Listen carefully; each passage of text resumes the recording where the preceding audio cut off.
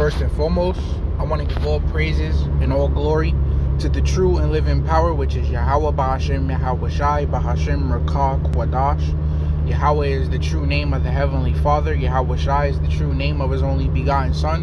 And there is no God beside them. And I want to give double honors to the apostles and elders of Great Millstone, who definitely rule well, and honors and salutations to the hopeful elect. So in this lesson, I want to entitle this lesson now, some of the hopeful elect will get spiritual power on this side. Okay? And it takes faith to believe that. It takes works to earn that. Okay? Because we know with Yahweh Shema Shai, we gotta work. We get what we earn by working for it. Like it says in Corinthians, he that soweth sparingly shall reap sparingly. He that soweth bountifully shall reap bountifully. So the more we put into the Spirit, the more the Spirit is going to kick out. To where hopefully it kick out spiritual powers through the Spirit and power of Yahweh Shema Shai. So some of the hopeful elect is going to get power on this side. And this is the book of Psalms, chapter 5. Let me get to the point, verse 11. It says, "But let all those that put their trust in thee rejoice. Let them ever shout for joy, because thou defendest them. Let them also that love thy name be joyful in thee." See? So you have camps that teach that the name doesn't matter. And the reason why you still have a lot of people in those camps is because you have a lot of 2/3. If you can't see that, the Lord ain't dealing with those camps, it's because it's a telltale sign that you're not of the hopeful elect. Because it's too clear, man. Ecclesiastes, the 39th chapter, speaks upon how, as his ways are plain unto the holy, so are they stumbling blocks unto the wicked. So it's plain that we should know, worship, and cherish, and call upon the name of Yahweh Ba'ashem Yahweh Shai. There's tons of scriptures on it, man. It's plain. But the reason why it's not plain to everybody is because, once again, the Lord sends angels to block their understanding, man. So this thing is for the hopeful elect.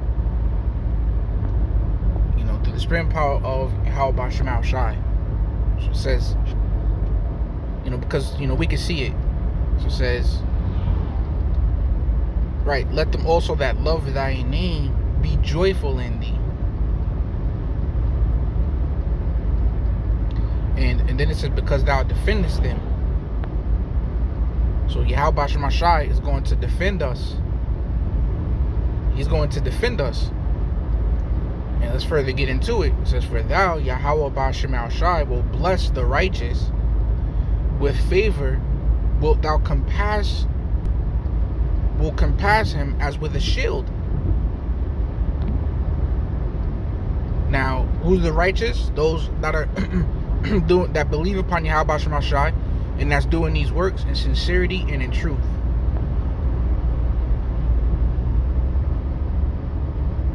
Right, now let's further get into it in Psalms 5. Psalms 5 and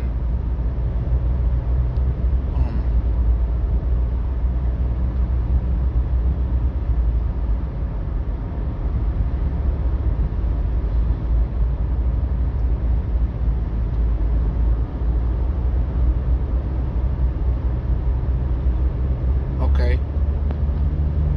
Now what I really want to get into, they're pretty much saying the same thing. But what I really want to get into is the commentary.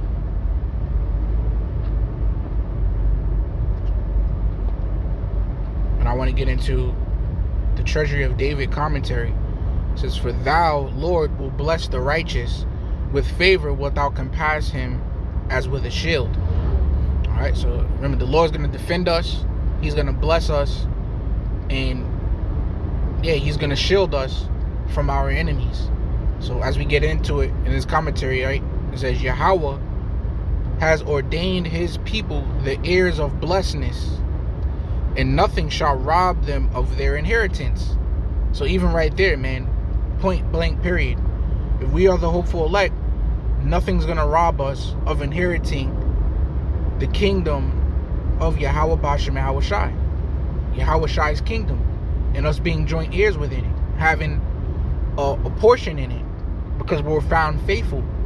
Nothing's going to be able to take that from us. No amount of torture, no amount of being on the run, no amount of nothing. Nothing's going to rob us of that, of our inheritance. So check this out. It says, with all fullness of his power, he will bless them, and all his attributes shall unite to satiate them with divine contentment. That's the point, man. Now, satiate, of course, means to satisfy. So he's going to satisfy us with divine contentment. Now, check this out as well. It says, nor is this merely for the present, but the blessing reaches into the long and unknown future. See? So it's what? Including the present. Including the present, man. The Lord is going to satisfy us with divine contentment in this present time. That's why. So see that? Divine contentment, man. Because divine power is going to be distributed out to some of the hopeful elect. Now, my point is this. If we're going to be satisfied through divine contentment, yet we know that we're on the red list, and we know that Esau, the so-called white man, is going to come for the hopeful elect. He's going to try and capture the hopeful elect. He's going to demonize us. He's going to paint us as terrorists. He's going to paint us as turn these people in. Turn them in. So here it is. All hell's going to break loose. Our backs is going to be against the wall, so to speak. There's going to be a price on our heads, so to speak. Yet, we're still going to be satisfied with divine contentment. That's how you know it's going to take power. It's going to take power for us to get through. Because if Yahweh Shai doesn't give us some type of power, some type of warning, some type of divine contentment, then when Esau comes for us, we're done. We're goners. He's going to hemp us up, do with us, according to what he thinks, and we're going to get put to death. But how is it that, see, this is how we know that power is coming. How is it that it says in the book of 2 Ezra 6 and 26, I'll start at verse 25, whosoever remaineth from all these that I have told thee shall escape, and see my salvation in the end of your world. And the men that are received shall see it, who have not tasted death from their birth. And the heart of the inhabitants shall be changed and turned into another meaning. For evil shall be put out, and deceit shall be quenched.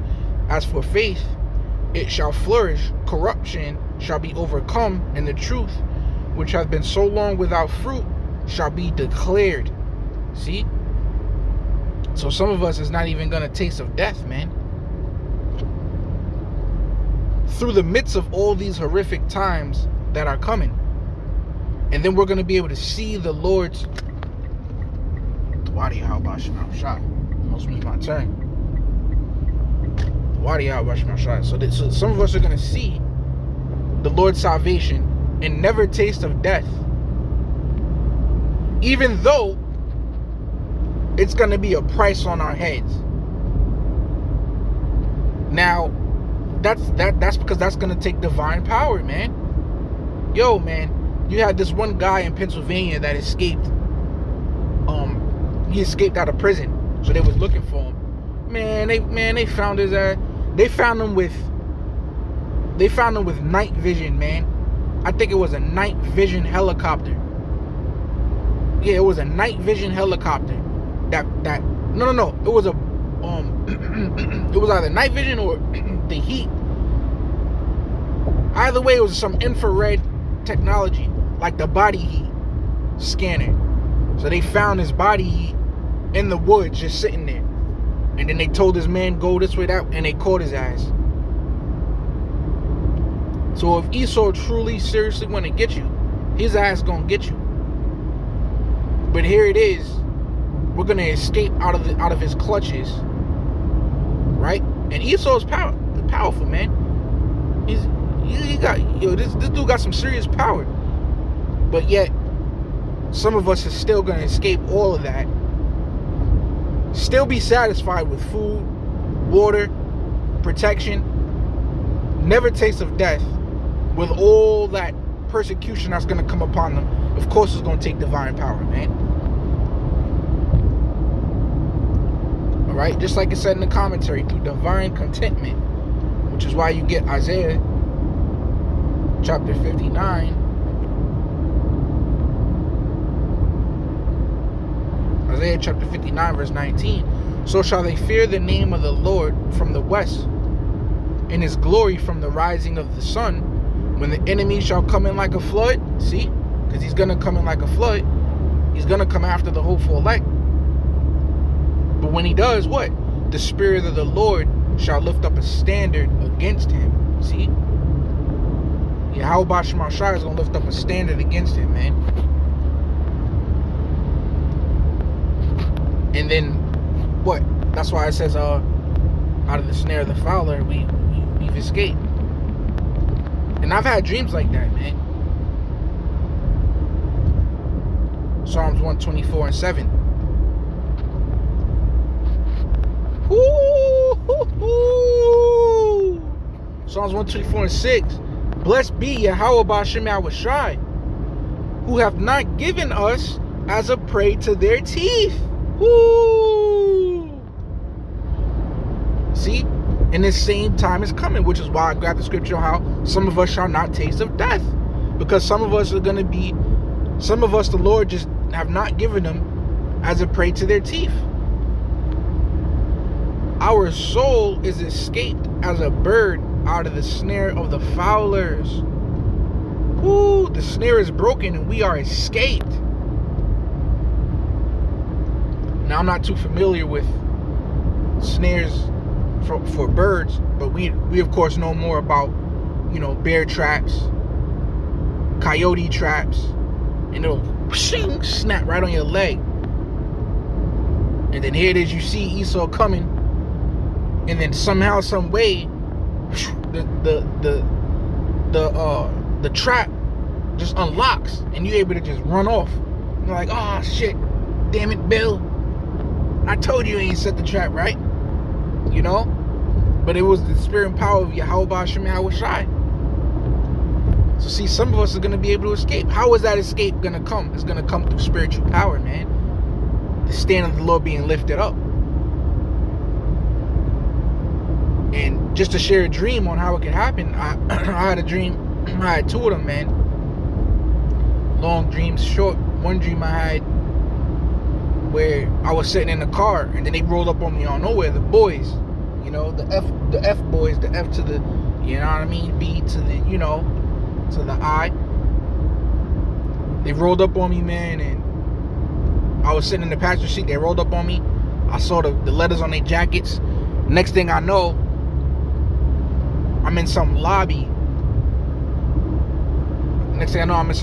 Man. In the middle, at the top of the stairs, in the middle of the lobby, looking down, and there's stairs to the left, there's stairs to the right. I see two boys coming up on each side, and as they got closer and closer about to box me in, I had got Wolverine claws, man. The Lord gave me Wolverine claws, and that's the spirit. As soon as I said that, the time hit 1445. because 145 represents power. The 144,000 is gonna get that power. And then immediately as I got Wolverine claws, I ran right towards him, man. I knew what to do. Okay. And another one, very long dream short. Very long, not very long, but pretty much long dream short to the point. I was sitting in a damn dentist-like office in a dentist-like chair, tied down, and some weird, wicked Edomite had a drill. He was like, zing, zing, zing. And he was about to, he was getting ready to walk over to me, and I just screamed. I was like, Yahweh! And as I was screaming, I busted right out that damn chair and busted right through the roof. And I promise you, it's like if it was being recorded with a camera, the camera didn't follow me flying. The camera stayed in the room with this idiot with a drill in his hand, looking like, oh my freaking gosh, looking just flabbergasted. So see, these are examples on how we can escape out of the snare of the fowler, man.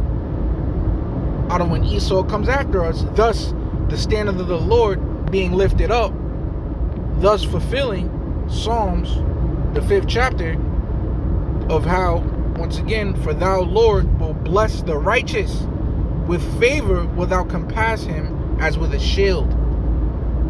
See, so the Lord is going to shield us, man. Okay? And there was NIV. Surely, Lord, you bless the righteous. You surround them with your favor as with a shield. And you know what? This reminded me of movies like, what was it? The Last Kingdom.